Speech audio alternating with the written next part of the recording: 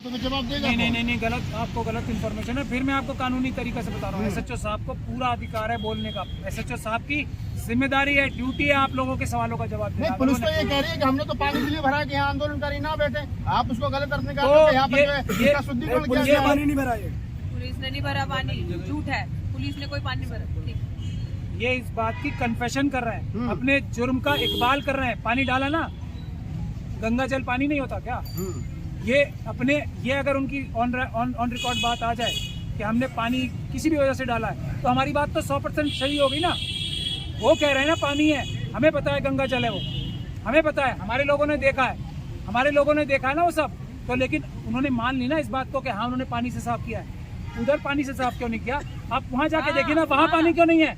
अगर उनको पूरी इस इलाके की सफाई करनी चाहिए थी तो वहाँ क्यों नहीं पानी है?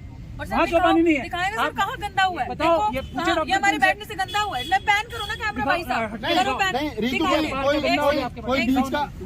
देखो, नहीं पहले देखो मेरे बैठने से एक बार गंदा हुआ है, हुआ है गंदा। देखो ये गंदा हुआ है मेरे बैठने से। ये जमीन में क्या फर्क है? और आप ये कवर करना, आप गोल मोल बातें मत किया करो, ठीक है? उस साइड देखो, उस साइड गीला है क्योंकि उस साइड हम बैठे थे, इस साइड गीला किया था। उनकी नजरों में पानी, हमारे नजरों में गंगा जल। बाबा साहब की फोटो थी, वहाँ देखो है कि सूखा की नहीं है? जाओ देखिए आप ये गोलमोल बातें मत क्या करो यहाँ पे। अगर आप बीजेपी के प्रवक्ता हो तो बात अलग है, आप हमारा सीधी सी बात है, मैंने आपको बार बार कह दिया, ये मान सम्मान की बात है, ये डिग्निटी की बात है। आप लोग बर्दाश्त कर सकते होगे कि बाबा साहब की प्रतिमा हटा दी और चुप हो जाए, हम नहीं बर्दाश्त कर सकते इस चीज को। बैठो आप। अब आप मुझे एक और बात बताओ, हम प्रोटेस्ट करने यहाँ तक आ सकते हैं अगर पानी, देखो लॉजिकली बात करनी चाहिए। बाबा साहब ने हमने सिखाया है कि बगैर लॉजिक के कोई बात मत करो। हम अगर प्रोटेस्ट ही करना चाहें और हमें प्रोटेस्ट से रोकना है तो वहाँ क्यों गीला नहीं है, वहाँ क्यों पानी नहीं भरा इन्होंने? अब समझ में आ गई बात, कितना झूठ बोलते हैं। हमारे को यहाँ और वहाँ में क्या फर्क है? बात समझ में आ रही है आपके? सर कोई रास्ता तो निकालना पड़ेगा। रास्ता नहीं, पहले अगर जाना। हमारा जैसे अभी हमारे भाई ने ऐलान किया है, हम लोगों ने पहले भी ये बात कही थी, लेकिन अब ये आज पक्का फैसला हो गया। ये इन्हीं की जिम्मेदारी लगाई जा रही है कि यहाँ बाबा साहब का स्टैचू लगेगा। जितना बड़ा सुप्रीम कोर्ट में लगा है उतना बड़ा यहाँ लेगा। और बात है, मैं आपसे सिर्फ एक बात कह रहा हूँ प्राचा जी, ये डॉक्टर इनकी जिम्मेदारी लग गई। आप लीगल का काम है, आप लीगल का काम करिए, सड़क की जिम्मेदारी हम लेते हैं। आप लीगल की कोर्ट की जिम्मेदारी लीजिए, आप साफ वोट लगवाइए। सड़क पे आपको जितना बड़ा आंदोलन चाहिए यहाँ प्रतिमा लगाने के लिए हम तैयार हैं। आशुतोष एक बात मैं कहना चाहता हूँ, ये आशुतोष जी हैं, ठीक है, ये स्टूडेंट हैं, ठीक है, इसमें तो कोई दो राय नहीं है।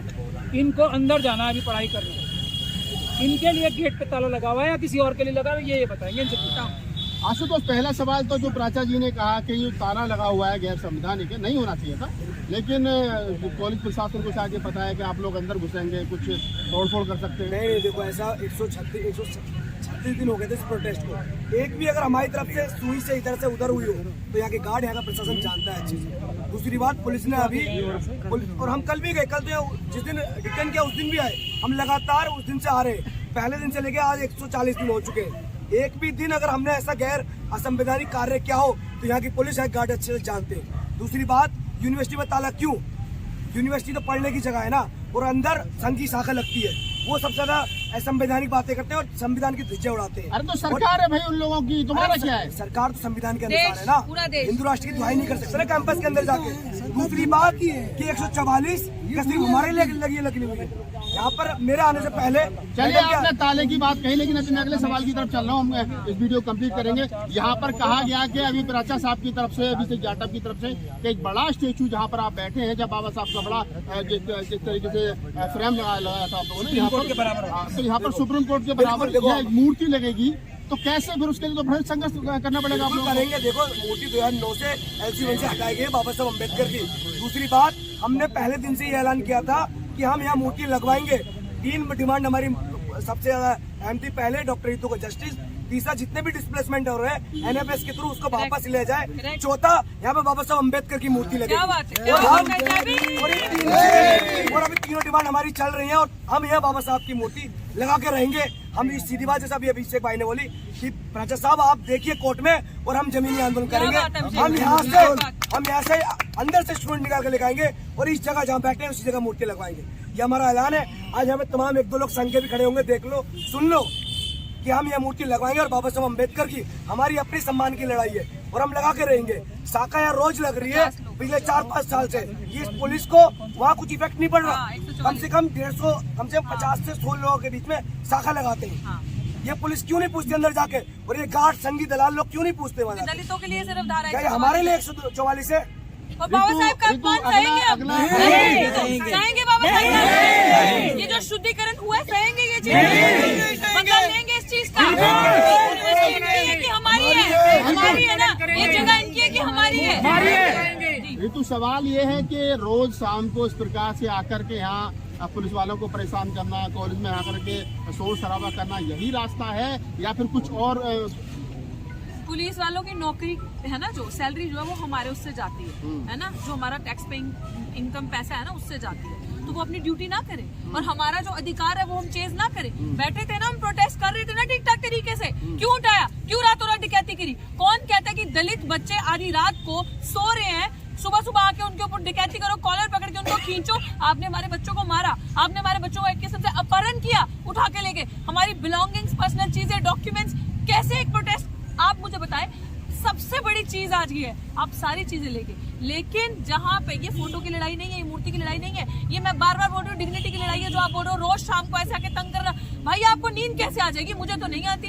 जब इतनी बड़ी प्रतिमा जहाँ पे जो भी लोग आते थे, देखते थे, सम्मान करते थे, समझते थे, लोग सोशल जस्टिस की परिभाषा को समझते थे, अम्बेडकर का यूनिवर्सिटी में होना उसका महत्व समझ रहे थे लोग, और वो एक क्रांति जब जा रही थी, उस क्रांति को इन्होंने हमारे उसमें भंग डाली, उसको यहाँ से हटाया गया। और क्या हम प्रोटेस्ट ना करें? और आपकी बात मैं बड़ी करती हूँ, आपने कहा ना शाम, कल दिन में आऊंगी 12 बजे यहाँ पे मिलूंगी, और 12 बजे सारे पत्रकार बंधुओं को, जितने भी साथी सुन रहे हैं, 12 बजे, और परसों भी आएंगे और मंडे से यहीं पर रहेंगे। आप देख लेना जो इनके अंदर काम है तो आगे दिखाएंगे हो जाएंगे। अब आप ये एक और पूछ लीजिए मुझसे सवाल का जवाब, तंग कौन किसे कर रहा है? ये भी महत्वपूर्ण बात है। हम यूनिवर्सिटी को तंग कर रहे हैं, हम पुलिस को तंग कर रहे हैं, या पुलिस और यूनिवर्सिटी के लोग, अमित शाह साहब के लोग, आरएसएस के लोग, बीजेपी के लोग, वो हमें तंग कर रहे हैं? डॉक्टर ऋतु यहाँ क्यों बैठी थी? डॉक्टर ऋतु ने जाके अपनी प्रिंसिपल से ये कहा था कि आप डॉक्यूमेंट फोर्ज करो, वाइस चांसलर के साथ मिलो, रजिस्ट्रार के साथ मिलो, डॉक्टर के साथ मिलकर साजिश करके मुझे डॉक्यूमेंट फोर्ज करके निकाल दो। डॉक्टर ऋतु ने कहा था कि एनएफएस, हजारों लोगों को एनएफएस, झूठा एनएफएस कर दो। अपने बेईमान जो इंटरव्यू लेने वाले होते हैं उनको बिठा के डॉक्टर ऋतु ने किया था। ये डॉक्टर ऋतु ने किया था कि 25,000 से ज्यादा नौकरियां जो SC ST OBC की खा गए, हड़प गए, लूट डकैती कर गए, वो डॉक्टर ऋतु ने किया था। नहीं सर, डिमांड तो बढ़ती जा रही ना आपकी, पहले आप ऋतु सर ये, फिर आप मैं तंग कौन किसे कर रहा है उस पर आ रहा हूँ। मैं डिमांड की तो बात ही नहीं कर रहा। मैं अभी डिमांड ये हमारी है वो एक अलग बात है, तंग कौन किसे कर रहा है ये मुद्दा है। हम लोगों को ये तंग करें, हम अपनी जायज तरीके से, संवैधानिक तरीके से आवाज उठाने के लिए शांतिपूर्ण ढंग से यहाँ बैठे हैं। ठंड में यहाँ बैठ के दिखा देना मुझे, अमित शाह जी मुझे यहाँ पे 4 दिन बैठ के दिखा दें, 4 दिन उस हालात में बैठ के अमित शाह जी, मोहन भागवत जी, मोदी जी यहाँ बैठ के दिखा दें। ये वाइस चांसलर साहब 4 दिन ऋतु और मुट्ठीभर साथियों की हालत में यहाँ मुझे 4 दिन बैठ के दिखा दें। सबके सब एम्स में भर्ती ना हो जाए ना इतनी ठंड में। कौन किसको तंग कर रहा है? इनको शौक है यहाँ पे बैठने का, इनको शौक है इस ठंड, धूप, बारिश, सब में सब कुछ झेलने का इनको शौक है क्या? ये भी तो अपने घरों में सो सकते थे, उन घरों में नहीं जो इन्होंने करोड़ों रुपए लूट के महल बनाए। अपने छोटे छोटे घरों में ये भी तो आराम से रजाई तान के सो सकते थे ना। ये अपनी लड़ाई लड़ रहे हैं, ये पूरे देश की लड़ाई लड़ रहे हैं, देश की एजुकेशन की लड़ाई लड़ रहे हैं। कौन किसको तंग कर रहा है ये महत्वपूर्ण बात है। ये हमें तंग करें, मारे पीटे, हम रोए भी ना, रोने भी नहीं देंगे। रोएंगे तो ये पुलिस से हमला करवाएंगे, रो भी नहीं सकते, रोने भी नहीं देंगे। कौन किसको तंग कर रहा है ये सबसे महत्वपूर्ण सवाल है।